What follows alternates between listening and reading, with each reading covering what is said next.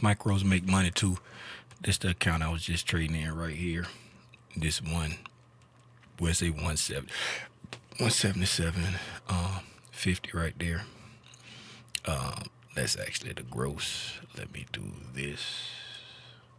This is the realized right here. That's my realized. So 172.28 is what I just made in that account. That was the trade I took there. This trade right here was taken off of a it was a gap or something on less than 1 minute. Let's see, 15 second. It was, it's right here. I took two.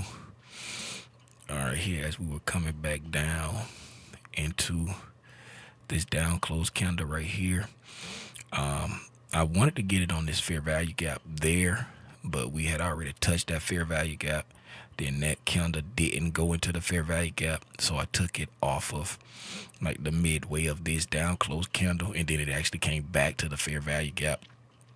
So as we came down and respected this down close candle there, I added another one as we were coming back into the down close candle there, back to like close to my price, right? I was trying to get it right at my price. It ended up being a little less than my price, and then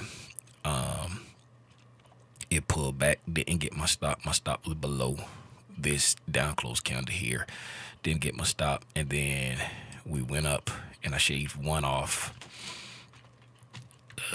here. I shaved one off at round about, it was like the upper quadrant, I think, of this fair value gap that I was watching. Right, took one off there, and then I took one off right here. There's a small volume imbalance right there, right? So I took one off there. I was gonna take it off at the fair value gap, but I said, okay, I'm gonna go to volume imbalance. Then I left my last one on to take me back to just below the low of this new day opening gap from today and that high right there. So that's what I was doing on that trade. Oh, I just said all that to say that micros make money too. Right, I was just trading that account. I was trading a few accounts using micros throughout last night, and then today I didn't trade nothing in the morning, and I traded this account right here with macros.